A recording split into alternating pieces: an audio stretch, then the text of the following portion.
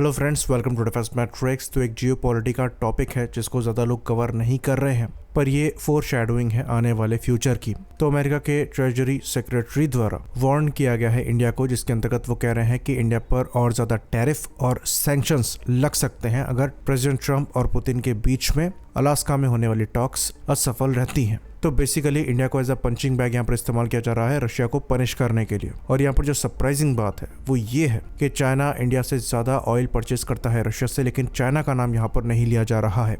China की जब बात आती है तो प्रेसिडेंट ट्रंप बात घुमा देते हैं। सेम चीज़ उनके कैबिनेट मिनिस्टर भी कर रहे हैं, क्योंकि चाइना के पास यूएस के अगेंस्ट में लेवरेज है।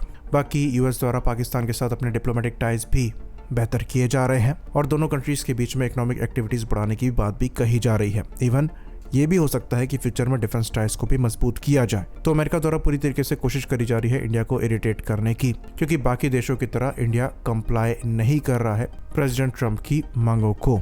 तो इस पूरे सिनेरियो से एक चीज साफ हो जाती है कि अमेरिका के साथ आपके रिलेशन अच्छे नहीं हो रहे हैं और आपका एलाय अमेरिका नहीं है। अगर आप अमेरिका को लेवरेज देंगे तो अमेरिका उसका फायदा उठाएगा, और ये चीज़ वो सबके साथ कर रहे हैं। इवन जो उनके एलाइज हैं उनके साथ तक ये चीज़ें वो कर रहे हैं। तो बाकी इकोनॉमिकल एक्टिविटीज़ में हम क्या करते हैं जिससे अमेरिका पर रिलायबिलिटी कम हो, वो हमारा टॉपिक नहीं है। पर डिफेंस के मामले में हम क्या कर सकते हैं, इस चीज़ को हम ज़रूर डिस्कस कर सकते हैं और करने वाले हैं। तो ये चीज़ हमें समझनी पड़ेगी कि यूएस और इंडिया के रिलेशन मेंटेन करना ज़रूरी है, क्योंकि एक कॉमन पॉइंट है जिसको टैकल करने के लिए दोनों में सहमति है, और वो चाइना है। तो आपको यूएस की रिक्वायरमेंट है, लेकिन जो लेसन है वो यहाँ पर ये है कि रिक्वायरमेंट ज़रूर हमें यूएस की हो, पर यूएस पे डिपेंडेबिलिटी नहीं होनी चाहिए। पिछले कुछ समय से इंडिया यूएस के साथ रिलेशन को बेहतर करने के लिए कई अमेरिकन कंडीशंस को कंप्लाई कर रहा है, जिसके अंतर्गत जो मॉडर्न वेपन्स की खरीद है वो काफ़ी हद तक यूएस से करी जा रही थी। और यहाँ पर जो ग्राफ है ये ऊपर की तरफ ही जा रहा था, लेकिन उसके बाद भी प्रेसिडेंट ट्रंप द्वारा कहा गया कि हम रशिया से ही वेपन खरीद रहे हैं, यूएस से नहीं खरीद रहे हैं। प्रेजेंट की बात करें तो कई डील यहाँ पर कर ली गई थी, कई डील यहाँ पर होने वाली थी, लेकिन अब बहुत ज़रूरी है कि स्टेप बैक करके हम दोबारा इन पर विचार करें और नज़र बना के रखें कि जो डील एक्चुअली में कर ली गई है उस पर किस तरीके की प्रोग्रेस हो रही है। क्या अमेरिका उन डील्स को सैबोटाज करने की कोशिश कर रहा है या नहीं, जिसके अंतर्गत MQ-9 हमने परचेस किए हैं 31 के नंबर में।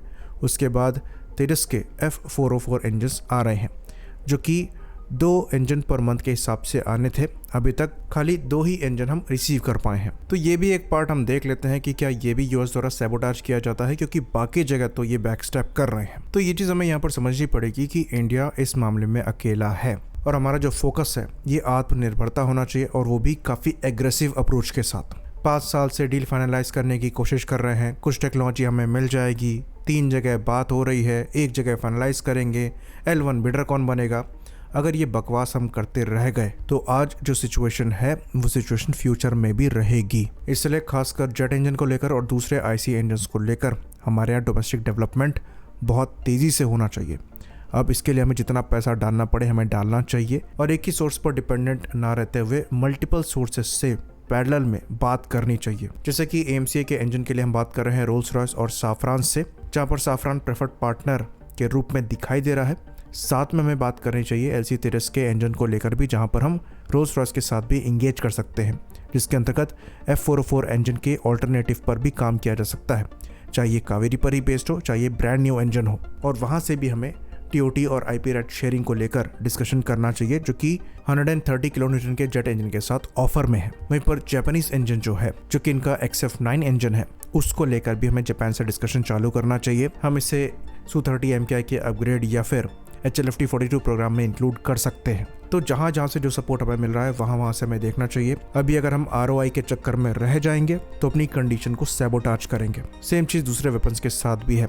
खुद के R&D पर हमें अच्छा खासा स्पेंड करना पड़ेगा, और ये जो घटिया चीज़ हो रही है टाइमलाइन पुश होने की, जहाँ पर हम तेजस Mark II और EMC जैसे प्रोग्राम के लिए जो टाइमलाइन रखते हैं उस पर टारगेट को अचीव नहीं कर पाते हैं, इस पर भी हमें काम करना पड़ेगा। अभी कल ही हमने डिस्कस किया कि कैसे तेजस Mark II की टाइमलाइन फिर से 6 महीना आगे बढ़ी है। तो हमें चाइना से कम्पीट करना है, और ये एटीट्यूड के साथ तो नहीं होने वाला। अकाउंटेबिलिटी डिसाइड होनी चाहिए, पनिशमेंट भी दी जानी चाहिए, क्योंकि ये नेशनल सिक्योरिटी के साथ खिलवाड़ है। तो चाहे यहाँ पर MOD की गलती हो, एडा की गलती हो, HAL की गलती हो, इसको पॉइंट आउट करके सुधारना जरूरी है। बाकी आगे की स्ट्रेटजीज में हमको ये देखना पड़ेगा कि हमारा रिलायबल फॉरेन पार्टनर कौन है, फिर जितने भी हमारे इंपॉर्टेंट प्रोजेक्ट्स हैं और प्रोक्योरमेंट प्रोग्राम है उसमें उन्हें प्रायोरिटी पर रखना ज़रूरी है।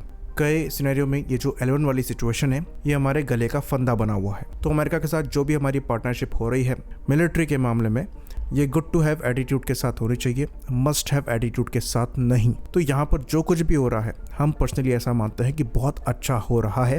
अब लोगों की यहाँ पर आंख खुली होगी, पर यहाँ पर कुछ चीज़ें अनफॉर्चुनेट भी हैं और वो ये है कि ये पहली बार नहीं हो रहा है। उसके बाद भी जिस लेवल पर हमें रहना चाहिए उस लेवल पर हम हैं नहीं।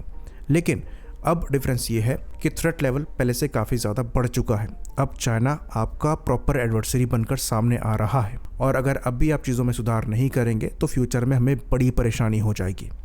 आई होप इन्फॉर्मेशन यहाँ पर क्लियर रही हो। इसी बात पर इस वीडियो को हम ख़त्म करेंगे।